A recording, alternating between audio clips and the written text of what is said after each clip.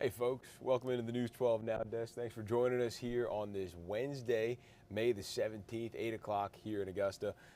Pretty good start to the day here. Taking a quick look outside, a lot of blue in the sky. Traffic moving pretty smoothly there on I-20, so everything looks pretty good here to start our morning. Coming in right about 70 degrees right now here in the CSRA. So overall, kind of the same as what we saw yesterday and the day before in terms of weather.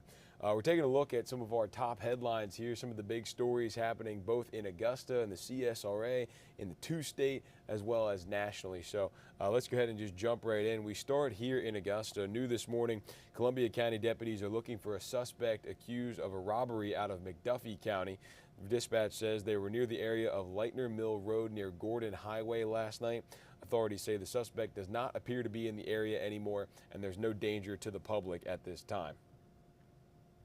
An Aiken man is in the hospital after an officer-involved shooting. It happened around 1:45 yesterday morning. An Aiken Department of Public Safety officer says they were at a gas station on Whiskey Road when a man approached them and they got into an argument. That's when the man apparently used his car to hit the officer's car multiple times and then is accused of trying to stab the officer with a knife. Another officer arrived for backup and shot the suspect.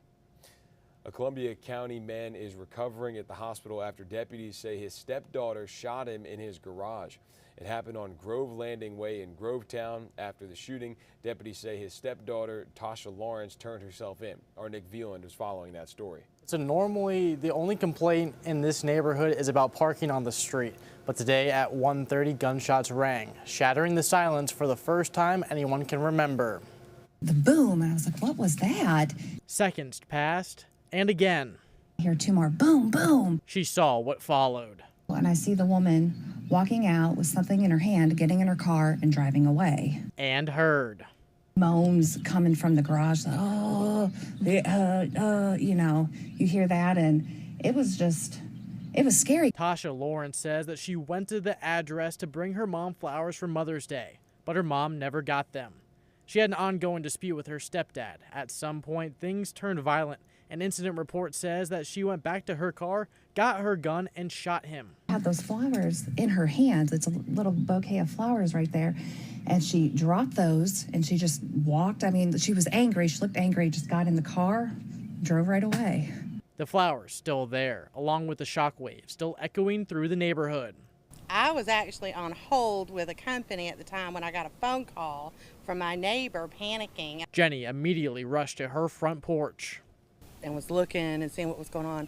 I did see a gentleman in the garage on the floor with blood. The neighbors tell me that this family just moved in 2 months ago, so they've only had a few interactions and they've all been positive. He's in his garage a lot, just likes to, watch the cars go by, wave at the kids and wave at everybody as they go by, and just a very sweet man.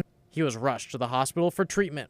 But he was talking, he was moving around, so I hope he's going to be okay. And Tasha Lawrence is charged with aggravated assault and possession of a firearm, and she's in the Columbia County Detention Center tonight, and we're still trying to figure out what the motive is. Okay, thanks for that update there, Nick.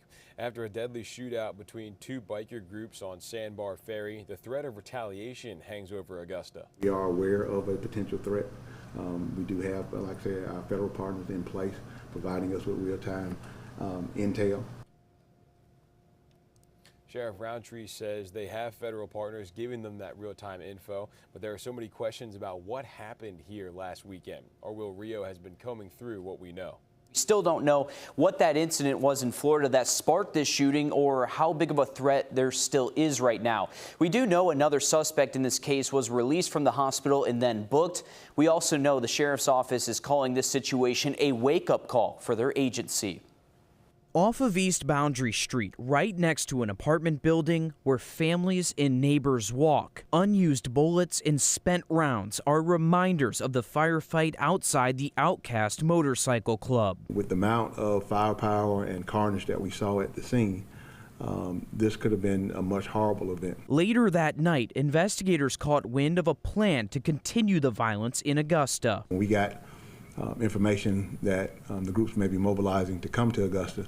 We started coordinating with other law enforcement agencies. This all stemmed from a previous unknown incident between the two groups in Florida.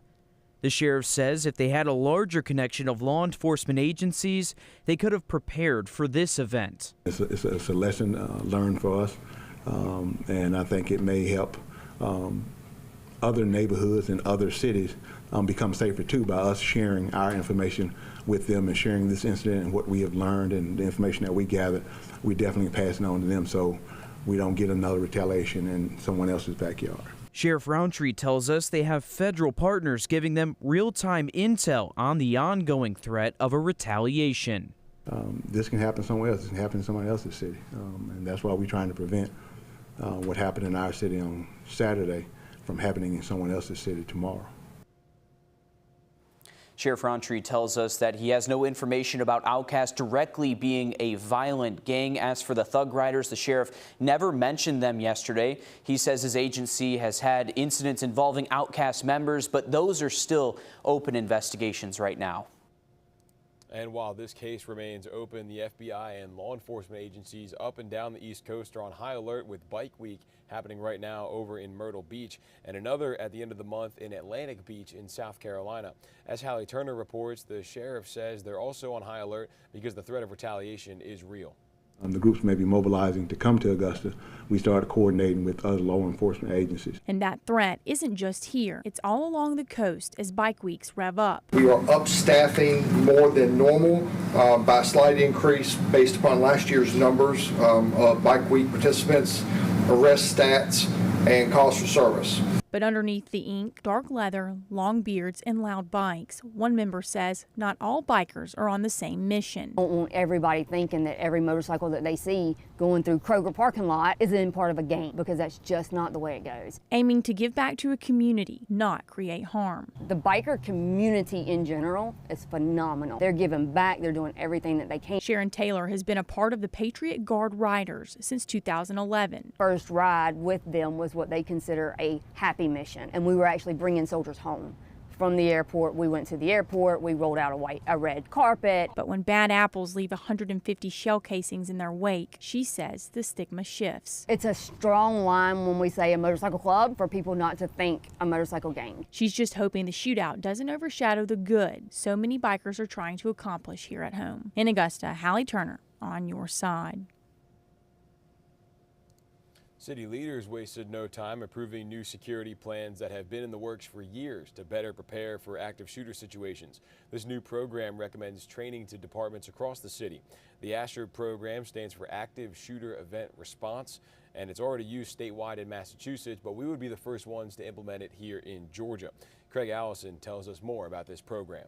Life-saving system powered through community coordination. If everybody's operating off a different standard, while all of the different standards have good intention, all of the good intentions in the world don't lead to all of those things on scene of a hostile event. That interoperability and that the quick transition from response to recovery. The ASHER plan for Augusta, originally conceived in 2019, had to be put on hold when COVID hit. 60 subject matter experts across the nation created the plan that will soon be put to the test here at AU. In the ensuing months, you'll see more and more of that where agencies, law enforcement agencies, fire agencies, EMS, the private sector, the academia, healthcare, everybody working together using NFPA 3000 to bring #StrongAugusta to life. All the agencies, if you will, came together. They looked at historical active shooter hostile events, and they came up with a plan, but to prepare, a plan to respond, and a plan to recover from. They'll also push the #StrongAugusta campaign,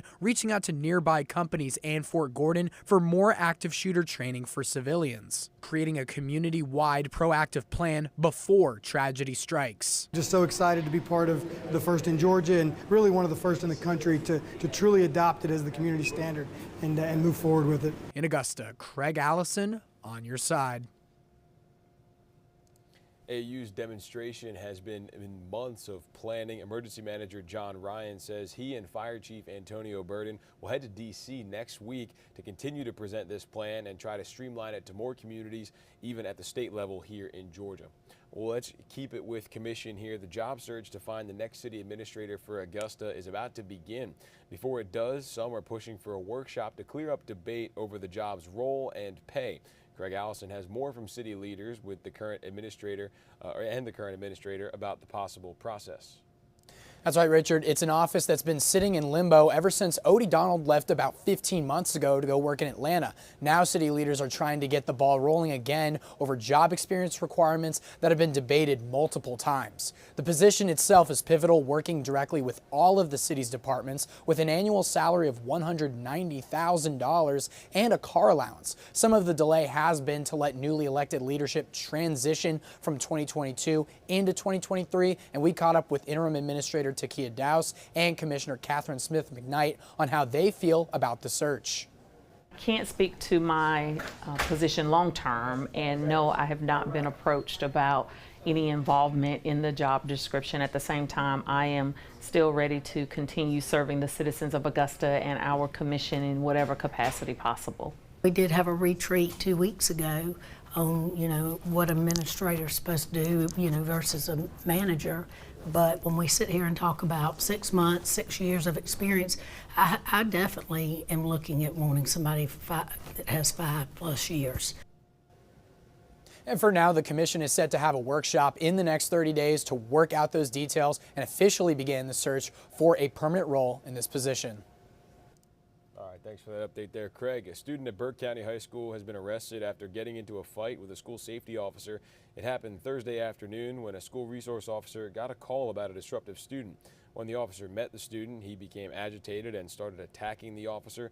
Burke County Sheriff's Office says the officer then called for backup and the student got physical with the second officer before they took him into custody.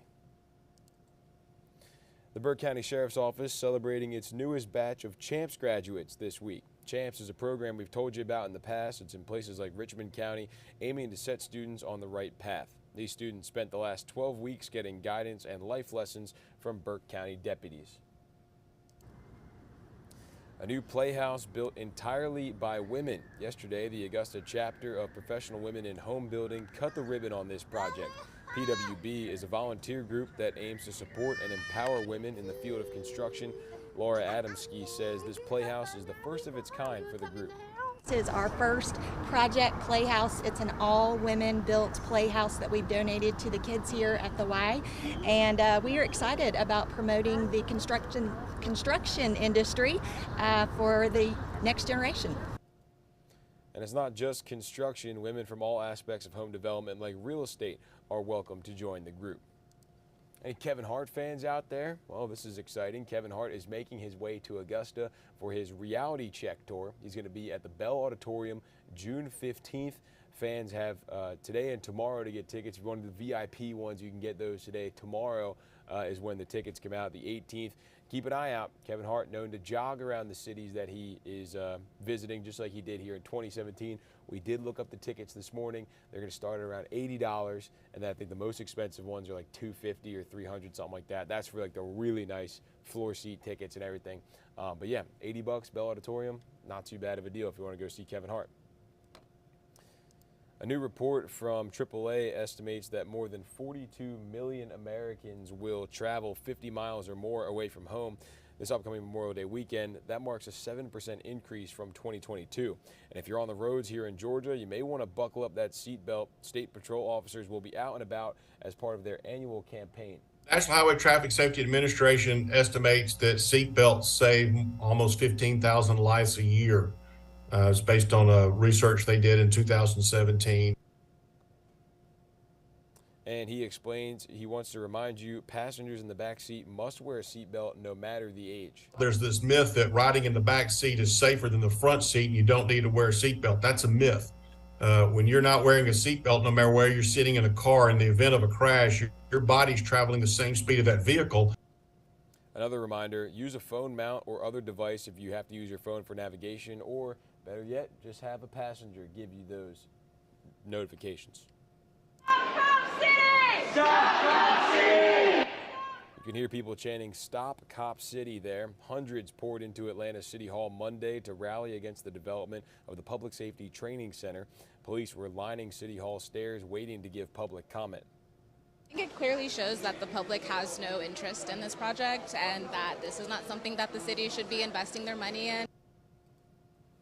City council members spent 10 hours listening to 288 people voice opposition to this site. Supporters say the facility is needed to help train and recruit police officers. A little more than 2 weeks ago now, Atlanta was rocked by a mass shooting at a Midtown medical building. Yesterday, the Cobb County Police Department released new footage and body camera video showing the tense hours between the suspected gunman shooting 4 people, killing 1, and when he was caught. This was thanks to a new camera registry system that allowed authorities to quickly pinpoint where the suspect fled to. 2 South Georgia high school students who battled cancer were told they could not go to prom because they missed too much school.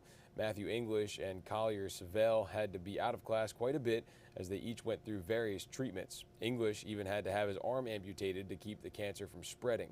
That decision set off a firestorm of backlash, and just a few hours before prom, the principal reversed that decision. Friends and family were thrilled they got to go. Very thankful that they were able to look past the rules and see a real person and people who were going through this. They should be able to go. It's a stupid rule to begin with. I'm glad they made the right decision there. A special session to debate abortion underway yesterday at the State House. It's the first time in about 2 decades a governor has successfully called the legislature back into session. State House reporter Mary Green has the details from Columbia, where lawmakers were in for a long night. The House has been in session since noon Tuesday, and this debate started shortly after that. Members have taken no breaks since then, and they're prepared to be here debating this bill all night and into the morning. The bill they're debating has already passed the state Senate and would ban most abortions in South Carolina after about 6 weeks, the time before opponents argue many women know they're pregnant. It would allow limited exceptions to save the mother's life for sexual assault victims and when the fetus has a fatal anomaly that would prevent it from surviving outside the womb. This foundation is nearly identical to the former 6-week ban the state Supreme Court struck down in January, ruling it violates the state constitutional right to privacy, but the language has been adjusted. This language has been worked on and focused and shaped, and we believe it represents the best path forward for resolution on the issue. Before the debate, Democrats filed more than 1,000 amendments on the bill. Getting through them has been slow moving, with members considering fewer than 100 amendments in the first 9 hours of debate. So far, Republicans have voted down all of them, including ones to allow minors more time to get an abortion with a judge's permission, to add more protections for doctors who perform legal abortions, and to put the question of abortion access to voters. My question to Republicans in here is, what are y'all afraid of? Why won't you allow the voters to tell you what you claim from this well and from that board that they believe? As legislators, we should not be trying to guess or legislate what doctors should do. More than 100 amendments have been tossed so far for being dilatory, having the purpose of delaying the debate, or not germane, meaning they're not related to the bill. House members have made some changes to this bill from what the Senate originally passed. So if the House passes this bill, it would then be up to senators to decide if they'll accept those changes and send the bill as it is to the governor, or if they'll try to work out a compromise. Reporting from the State House, I'm Mary Green. So still a long way to go in that one. Since the U.S. Supreme Court overturned Roe v. Wade last June, the Republican-dominated legislature hasn't been able to agree on tighter restrictions in South Carolina. For now, abortion remains legal in the state through about 20 weeks into a pregnancy. Now, that aired last night at like 11 o'clock. As of 1:45, they had to take a pause. 1:45 in the morning, they had to pause because the computers had stopped working. So they're set to pick that back up at 10 o'clock this morning. So here, in a little over an hour and a half, they're going to pick up debate again there at the State House in South Carolina. Well, we've seen debates in several of our local school districts over which books kids should have access to at school libraries. But it's not just a local issue, as parents across the country are dealing with similar discussions. Ray Lorena explains why a Charleston area school board is choosing to keep a controversial book on the shelves. 6. And opposed? 1. In a 6-1 vote, the book stamped Racism, Anti-Racism, and You will be allowed to remain in Dorchester District 2's libraries. Officials say the book has been on its shelves for at least a year. We don't want our children to just parrot what we say. We want them to draw conclusion. And they aren't able to do that if you only give them what you want to spoon feed them. Powell says the book dives into historical American figures like George Washington and discusses the impact they had on African Americans. Kelly Bates was the lone board member to vote against the appeal. My main issue is just evaluating the content of the book against the requirements in the proviso and our policy, and does it meet the requirements put forth by the two of those, and I didn't feel it did. Board members say the book isn't being used for lessons in the classroom, but rather just another item in the library's catalog. Our policy was that it's pertinent to the curriculum and instructional goals, and the proviso bans critical race theory or ideologies that fall along that. Powell argues the book does not teach critical race theory and says the book instead gives facts to support the author's opinions on history. She also encourages parents to get involved, read the book for themselves, and have a conversation with their children if they're curious. Before you really go out against the book, make sure you've really read it. Research the areas that you think there are inaccuracies and make sure there truly are, and not your feeling or not what you heard from your great-great-great-grandfather. Even though the book will be allowed to remain on shelves for now, the district some board members believe it could be challenged again soon. 8 new athletes are now South Carolina Athletic Hall of Fame inductees. Those sports legends include Mark Burson, a retired soccer coach who holds the record for most wins of a coach in the U.S., 511 for South Carolina. There were also NBA and NFL players inducted and a hammer thrower from the 2000 Olympics. Joe Hamilton, an ACC record holder, describes the honor of being in the Hall of Fame. This is your home state. This is South Carolina. This is where you grew up. It's almost like the roots. So I'm very excited, man. Got chill bumps right now. Also enshrined was the late Charles Chino Smith, a baseball star from the Negro Leagues. What caused a teen gunman to attack a New Mexico neighborhood, indiscriminately firing at people, homes, and vehicles? The attack left multiple victims dead and wounded, and a lot of questions that have been waiting for a lot of answers. The victims have yet to be identified, and police say the killer appeared to choose his targets at random. Gloria Pazmino brings us the latest. Finding a bullet hole through your daughter's window was just like, my gosh.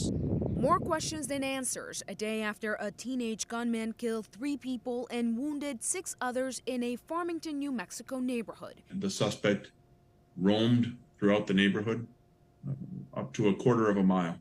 At least 6 houses and 3 cars were shot in the course of the event. So far, authorities say the suspect was armed with at least 3 guns, including an AR-15 style rifle. This is the room, went through right there. It was traumatic to be barricaded in your laundry room with your daughter, who's 1. Law enforcement arrived 5 minutes after the first call. Within 3 minutes, they exchanged gunfire with the suspect, killing him on the scene. We are doing the best that we can to piece through and talk with family members of the suspect, piece through what was going on, look at the evidence to see if we can figure out what the motivation was. Among the injured are a New Mexico State police officer hospitalized in stable condition at last check, and a Farmington officer who was treated and released. The New Mexico shooting marks the 225th mass shooting in the first 20 weeks of the year, according to the Gun Violence Archive. I'm Gloria Pazmino reporting. Right now, it's not clear the conditions of the remaining wounded victims. The police chief calls the shooting one of the most difficult and horrific days that Farmington has ever experienced. Florida Governor Ron DeSantis still hasn't announced a presidential run, but he's still making his stance known on national issues. Governor DeSantis commented on the ongoing border crisis before signing several human trafficking-related bills yesterday. DeSantis said last year 72% of all human trafficking victims were, quote, illegal aliens before addressing the Biden administration's border policy. Clearly, this border policy of the Biden administration has wrought huge damage to society, and we see that here in Florida and throughout the country. Governor DeSantis also talked about the recent immigration bills he signed, adding that managing the border crisis would also help better manage the human trafficking crisis. As New York struggles with more migrants, the city is now looking to turn school gyms into emergency shelters. Parents at one of the potential schools protested the move yesterday. They were notified Sunday the school's gym would be turned into temporary housing for asylum seekers. It's right next to the schoolyard where children as young as 4 years old play. School officials say migrants would be confined to the gym and would not impact school operations. We as parents, we stood up, we said, we'll be here to make sure, to protest that. It's not that we're not welcoming immigrants. You can see our sign says we welcome them, just not to our school. And it's about our kids' safety. That's what we're worried about the most. The city already has 150 emergency sites open that can serve more than 65,000 people, but hundreds of migrants are arriving every day. On Capitol Hill, the Senate grilled the head of the artificial intelligence company that makes ChatGPT on the dangers posed by the quick-evolving technology. Scott McFarland tells us the hearing comes as lawmakers debate new rules at regulating AI. A Senate hearing on artificial intelligence began artificially. Too often, we have seen what happens when technology outpaces regulation. The chairman played an AI-generated version of his own voice and words. Pretty impressive. Sam Altman, who operates the virally successful ChatGPT, compared new advances in AI to the invention of the printing press, but acknowledged the risk. I think if this technology goes wrong, it can go quite wrong. Congress is concerned it risks waiting too long to pass laws to govern AI after failing years ago to set safety rules for social media. We should be concerned for our privacy, we should be concerned for our liberty, and we should be concerned for our control over our lives. Even the industry itself is urging Congress to create safety rules, potentially requiring government approval for future AI innovations. How fast does Congress have to move on this to keep up? I think it's more important to get it right than to move super fast. The tech leaders and lawmakers also recognize the impact of AI on the human workforce. My biggest nightmare long-term is displacement of workers and job losses. As Washington mulls its next move, schools nationwide, including Morgan State University in Baltimore, have rolled out new AI programs, training students how to find work in AI and to ensure it's inclusive. We don't know what AI is going to enable us to be able to do, so the workforce has to stay nimble. We have to always be learning new things and be willing to educate a new crop of individuals. Tuesday was the first in a series of congressional hearings this week into the future of artificial intelligence. We're getting a clearer idea of when the nation could hit its borrowing limit, leading to what the Treasury Secretary says could be a financial catastrophe, the likes of the Great Depression. But as Jared Hill reports, there are signs lawmakers may be getting closer to a deal.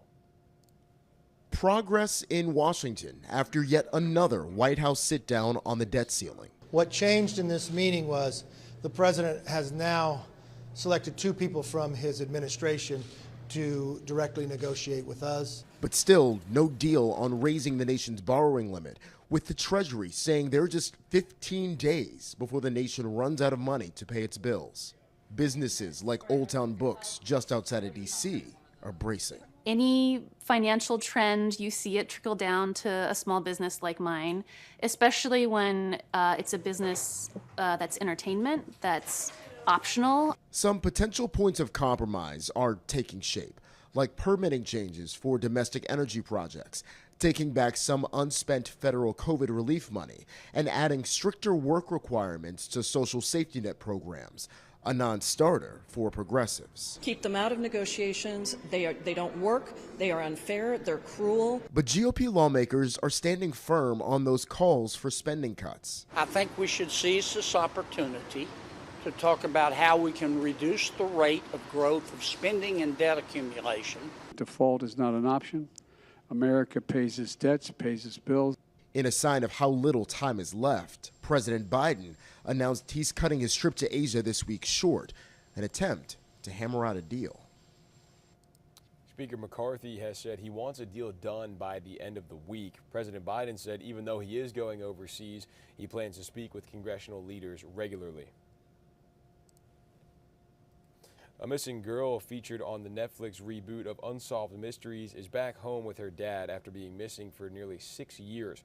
The National Center for Missing and Exploited Children says someone spotted Kayla Unbahan in North Carolina over the weekend.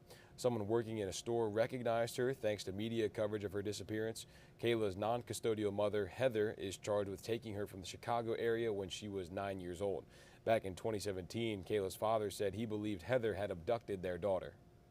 Obviously, that something happened when she canceled all that social media. That's another sign that she wasn't ever intending to come back. Kayla's father says he's overjoyed and grateful to everyone who helped bring his daughter home. NASA researchers are about to spend a year on Mars, a simulated Mars, that is. The project is called Crew Health and Performance Exploration Analog, or CHAPI. It'll isolate 4 people inside a mock Mars base in Texas for 378 days, roughly the same length as a manned Mars mission. The crew will have a pre-planned schedule, simulating activities and science work. The 17,000 square foot base has a work area, kitchen area, private bedrooms, a medical area, and a communications center. Roughly 13% of young people from age 6 to 19 have permanent hearing damage. Another 17% of those over 20 also have damage from excessive exposure to noise. That's all according to the CDC. Arthur Mondale shows us how we might be causing harm to our hearing and how we can stop it.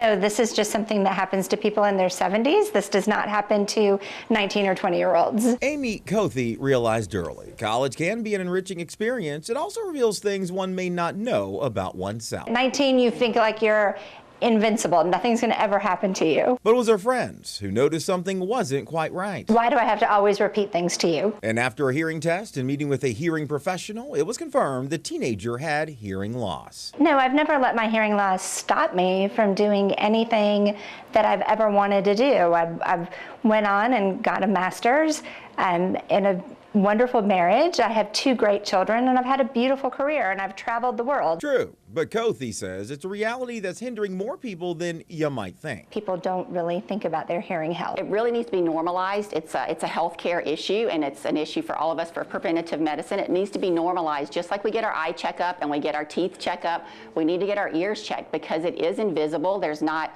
a pain or a rash or something that's visible that we know. Dr. Kristen Davis points to population changes she and her practice have seen within the last 20 years alone. Professionals that are having hearing loss, and a lot of that is from their recreational, personal choices of how much they're exposing themselves to noise. One recent study found half of all respondents spent at least 5 hours a day wearing earbuds, headphones, or a headset. If I can stand next to you and hear what you're listening to, whether it's a YouTube video or music or a podcast, if I can hear what you're listening to, it's too loud.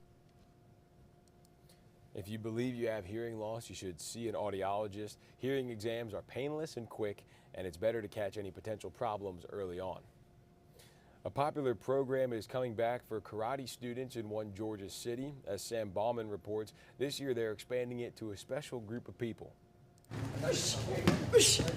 Getting to train for free over the summer was certainly a big hit for teens last year. It helps you if you're having a bad day, just kind of get your mind off of everything. 16-year-old Angelina Grant has been training here for the past 4 years. I've never really trained into a sport before until this, so when I first came, I was definitely nervous. But those nerves would quickly fade. Once you get on the mat, anything that you're thinking about just kind of goes away. You just are really into your training, and you don't think about any problems that you have outside of your life right now, and it just kind of goes away. It's success stories like Angelina's that encouraged owner Carson Fortner to allow teens to train for free over the summer once again. Nice. Yes, completely free. And the thing that people don't understand, no strings attached whatsoever. Like everybody's like, oh, you're out, you do this for, what are you getting back from this? Community, helping the community, that is what we're getting out of it. And after seeing how well the free program went for teens, Carson got another idea. I actually had somebody hit me up, they were like, hey, you should do the same thing you're doing for teens, you should do it for teachers. They're stressed, they've been working hard all year long. Opening it up to all teachers, private, public, even homeschool teachers like Jessica English. It's really been the best therapy. Which admittedly came as a surprise. I never thought I would do jiu-jitsu, never. I'm kind of like a bookworm, I read and write a lot, and it was very much out of my comfort zone. But like Angelina, Jessica found a new home And this teacher became a student. Oh, you learn a lot. You'll learn a lot about yourself and how to defend yourself. You know, it's applicable real world stuff too. It's a great way to blow off some steam. I'm sure we can all relate to that, especially you know, work and school and whatnot. So it's good to be able to get out there and blow off a little steam, and good for Carson for putting that together and doing that free of charge for people out in the community. Now to the story of a brave Texas teenager whose reputation of never giving up will leave you enchanted as she fights through some of life's most difficult battles. Hallie Barnard is fearless. The 14-year-old was born with a rare blood disease, giving new meaning to superstar Taylor Swift's song, Bad Blood. I felt like it really applied to me because I was like, oh my gosh, I'm like Taylor Swift, you know, I got bad blood. The only cure for Hallie's condition was a bone marrow transplant. She was desperate for one. That's when she became the mastermind behind Hallie's Heroes, a foundation to help others begin again. It started selfishly as just trying to save my life, but then we realized that there's so many other children out there who needed a bone marrow transplant. After a 9-year wait, Hallie found a match, but she wasn't out of the woods yet. Her condition led to bone cancer and a leg amputation. The music of Taylor Swift got her through the hardest of times. Sometimes I'd listen to her music and I'd daydream about her and like meeting her and seeing her. And guess what? Her wildest dreams came true. I was wondering if you wanted to come with me next Sunday to see Taylor Swift at the Eras Tour in the front row. Yes, I would love that! Hallie was ready for it, celebrating a clean bill of health in style at the Houston stop on the Eras Tour. Amazing, amazing opportunity for her, and well-deserved, doing a great thing, putting that organization together, trying to help other people while she's still going through some things herself. And if you didn't catch all of those Taylor Swift puns in there were a lot of Taylor Swift song titles throughout that show. Okay, moving on here. For an 8-year-old girl in Massachusetts, schoolwork, spending time with her family and friends, and being a kid wasn't enough to fill her time. So she started a business making pillows, but not just for fun. As Katrina Kincaid reports, her goal is to inspire other children of color. What were you doing at age 8? Having like something like a full-on business it's life-changing. Probably not building a pillow empire like Isis McFadden. I wanted to start the business because I wanted kids like me and kids of color and just kids in general to feel welcomed and like where they are is where they're meant to be. At age 5, she attended her first protest and told her parents she wanted to write a book about her experience. She felt like royalty, which started the company Little Regalia. It felt like I was doing something that was going to benefit the world. Saying it's just old enough to go to the, her first protest. 2020 is a lot happening, a lot of questions that she had. And we said, let's go. The book is still being written, but based on their doodles, the McFaddens wanted to make something that kids could have to believe in and inspire themselves. Maybe easier to see yourself in the pillow with no facial features. I hope they have fun with the pillows. I hope they get to do a bunch of things with the pillows. But most importantly to me, I hope they can actually like see themselves in the pillows. Their home is currently the distribution center. The pillows are sold online and in 2 Boston bookstores. At one, they're almost sold out. It makes me feel like what I did really benefited people, more people than just me. Yeah. Hearing that they're almost all sold out, it's exciting. Because you never know who needs it. You never know. I think it's one thing that we know is that it's bigger than us. Isis said she always intended to have the pillows sold in stores, but she was still shocked when she actually saw them there for the first time. She wants to sell enough pillows to make donations to community centers in her area. So good for her, inspiring a lot of people. And it's interesting. You don't see the face on the pillows, just like she'll probably never see the face of all the people she touched, but just knowing that she has touched a lot of people is good enough. Okay, this one's a little different here. A smelly mess rained down on some cars in Burnsville, Minnesota, and by all indications, it is what you think it is, but the question is, from where? Here's the story from a woman who suffered through the experience. We're in Burnsville, 13 and Cliff, by Caribou. I was waiting in line, getting my daily coffee. Hi, thank you for stopping at Caribou. I was in the drive-thru, I was like the 6th car, there's always a bunch of cars here, and all of a sudden, brown dropped onto my vehicle. It was like it rained brown for a second. Bloom, like that. I got out and I went to the car in front of me and I was like, what just happened to us? And he was like, I have no idea. Okay, what can I get for you today? I was like looking around, like who threw it at us? But it was very high, like it came straight down. It hit on my roof, on my hood. It was all the way down my side. My car and the car in front of me was fully covered. Something landed on my mom's car. Also, my child was with me, so I'm glad the windows weren't open. It stinked. You could tell that it was, you know. It was poop. So I looked around. I didn't see any birds or anything. The odor was so strong that the woman who was handing me my coffee noted how much it smelled. I mean, my cat had something similar to it this morning, so I've had a lot today with the poop. This is a residential area, but we are in a flight path. I don't know why that would happen here. 1465 at the window. Thank you. I have my A&P license. I went to school to be an aircraft mechanic.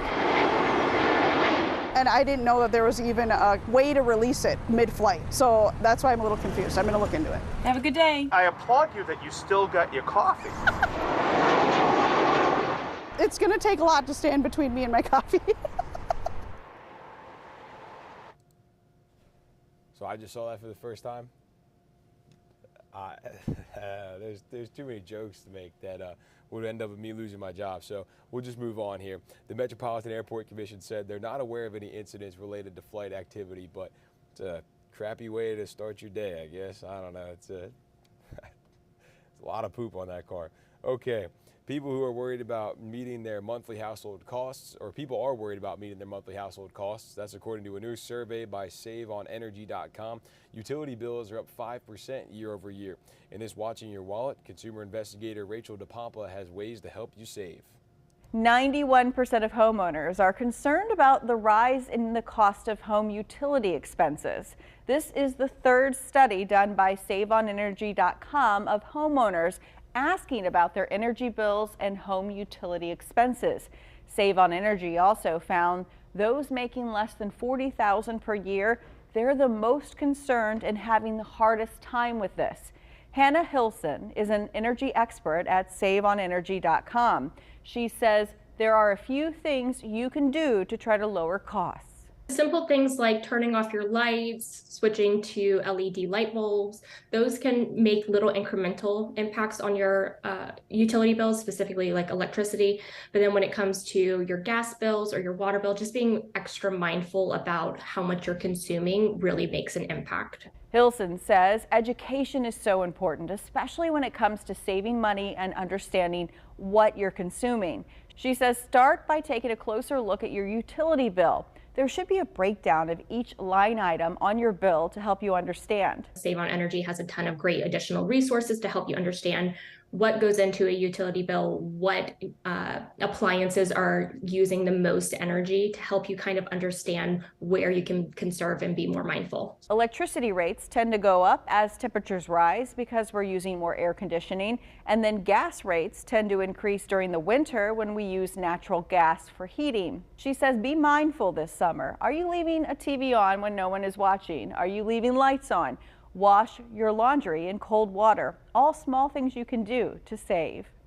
With this Watching Your Wallet, I'm Rachel DePompa. High school and college graduations are being held across the area, and if you've received an invitation, of course, you are pretty much obligated to give a gift, of course. The most popular graduation gift this year may be money or maybe a gift card. They're a can't-go-wrong choice, but if you want to leave a lasting impression that you've given some thought into your gift, our consumer tech reporter Jamie Tucker has a few tech gadgets that'll get their attention. There is no easier gift to choose than one for graduation. It's money. But before you drop a couple of 20s in an envelope, check out these tech gadgets for high school and college graduates. These light panels are popular on TikTok, and with gamers, they know about these. The nano-leaf panels affixed to the walls in a pattern they choose and illuminate the area with a wide range of colors. Everything can be controlled through an app to select the colors and the themes, and the nano-leaf's lines are another option. Both are statement pieces that get this can sync to music or video game sound effects. Speaking of music, Soundcore's Rave Mini adds its own dancing lights to a party. The best sounding large speaker I've tried is portable enough for tailgates and days at the beach or pool, or just in their room. It's waterproof and the battery lasts up to 18 hours. Earbuds are fine, but headphones are a lot more comfortable. The Bose Quiet Comfort 45 headphones wirelessly play music over Bluetooth. They have top-of-the-line noise canceling to eliminate sounds from crowded coffee shops, airplanes, and dorm rooms. They have great sounds for all types of music. If their first job out of school is remote, or if they'll be using a laptop in college, they're going to need an accessory for their laptop. The Anchor USB-C hub can connect multiple USB drives, SD cards, and an HDMI for a second monitor or a gaming system. It's small enough to tuck in their backpack. Trust me, if they use a laptop for anything, these hubs are a game changer. That's What the Tech. I'm Jamie Tucker. I feel like Jamie has been killing it on the gifts recently. We had the Mother's Day gifts, Mother's Day tech gifts. We had dads, grads, and moms. We had the grad gifts. A lot of gift ideas. So check out Jamie's stuff if you want to get a good gift idea for somebody in your life. Okay, let's move on here to another celebration yesterday, this one for local boys basketball state champions Westside, the team capping off back-to-back titles back in March. Our Dan Booth was there emceeing that event, and to start the meeting, the item was added to an agenda which included the city of Augusta taking time to recognize the boys on their back-to-back state championships. Mayor Garnett Johnson presented the players and coaches in attendance with certificates for all their success this season. The Patriots were down by as many as 11 in the second half of the state championship, but kept pushing forward to defeat PCA in overtime 89-81. Afterwards, Dan caught up with head coach Jerry Hunter to discuss what this core group of players what makes them so special. We came together during some times of adversity, off the court as well as on the court. And we were down double digits, and the guys kept their composure. We understood what was at hand. Didn't get caught up in the celebrating our runs. We understood the journey versus the destination. So now we're here. Now I'm looking forward to their signing days. And with the win, Jerry Hunter won his third state championship as a head basketball coach in the area, 2 with Westside and 1 with Laney a decade ago. Speaking of state champions, the North Augusta boys golf team is the last team standing. Our sports team breaks down the award-winning state championship performance. Good morning, everyone. Heading into the final round of the South Carolina Class 4A State Championships, the North Augusta boys golf team had a 14-shot lead on the rest of the field, putting them in a prime position to win state, which is exactly what they did. Here's News 12's Alyssa Lyons. 4A State Champions, North Augusta High School. It was only a matter of time. The Jackets haven't won a state championship in 40 years. The drought ended with a soaking 15 under, a new state record.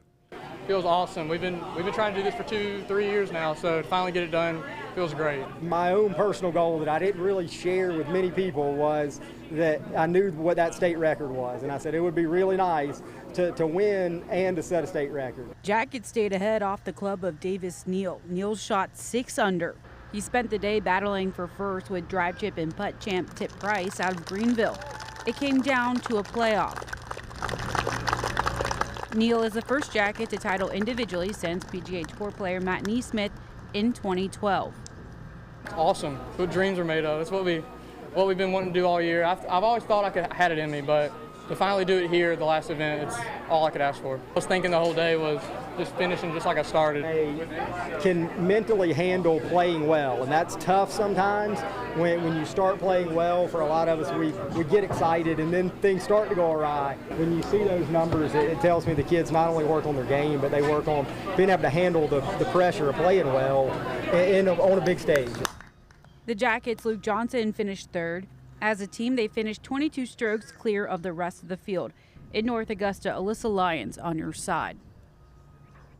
Thank you, Alyssa. As a team, the South Aiken Thoroughbreds finished in 5th place. When it comes to the individual scoring, North Augusta had 3 golfers crack the top 10, with Neil Davis and Luke Johnson both finishing in the top 3. South Aiken's Cameron Biddle and Aiken's Richard Anaclario tied for 11th. Congrats to all of our local golfers for putting on a show at the River Golf Club this week. That's it for sports. Have a great day, everybody. Okay, thanks, Dan. Big congrats to them. And almost done with the spring season. Just got to wrap up baseball and softball. We still have some local teams left in that, and then I think we're done after that. So good luck to everybody that's still in it. Just a minute. We still got one more story. This young woman is, we have a young woman from New Hampshire who's undergoing cancer treatment here in Augusta and staying at Cancer Support Services, and now she's making art to give to others. Our Maria Sellers introduces us. Kylie Morrell is originally from New Hampshire, but she traveled more than 1,000 miles to Augusta for treatment for pineoblastoma, a rare type of brain cancer. Well, I was having treatment for my cancer up in Lebanon, and it just stopped working. It was shrinking my tumors, but because my cancer cells are in my spinal fluid, it was not really doing much. Now she's part of a trial at CHOG and staying at Cancer Support Services. It's been great though. They're very supportive. While treatment and being far away from home is difficult, she's turning to art to help get her through. Takes up my time because right now I can't work, so I'm at home 99% of the time. So it keeps me busy doing something and helps with my neuropathy in my hands, and I've always enjoyed doing it. So. Her art is not just for her. Most of the time, the art that I do, I just give it to people. Including other cancer patients. She's planning to paint a pair of shoes for a young girl battling the same kind of cancer. It feels really good to give back to these people because I can only imagine what the mom is going through. I think these shoes will make them feel really good. And she says she isn't planning to slow down anytime soon. If it makes them feel better, yeah, I would love to do that. In Augusta, Maria Sellers on your side. I'm sure it does make them feel better, and a girl with a very big heart right there, still trying to help others, given all that she's going through right now. And if you want to follow Kylie's story, you can join the Kylie Strong Facebook page, and if you want to learn more about Cancer Support Services, you can visit their website. We've got links to both of those up on our website, WRDW.com. You can always find out about these stories and much more over on our website. If you're watching this on the site, be sure to download our streaming app. You can do that on your Roku, your Fire Stick, your Apple TV, whatever your favorite streaming device may be. Just search WRDW, and it's free to download. So go ahead and do that. Also, don't forget to subscribe to the YouTube channel. We stream everything on there that we put up here on the News 12 Now desk, headlines, press conferences, anything big, breaking news that's happening, that's all up on the YouTube channel. So be sure to subscribe to that as well. We've got Morning Mix kicking off here in about 7 minutes. If you want to head on over to the TV side of things, Zaina and Cliff got you covered there on the mix, and we will be back here a little bit later on this morning. We've actually got a pretty special guest coming up at 11:10 this morning, Deborah Alfarone.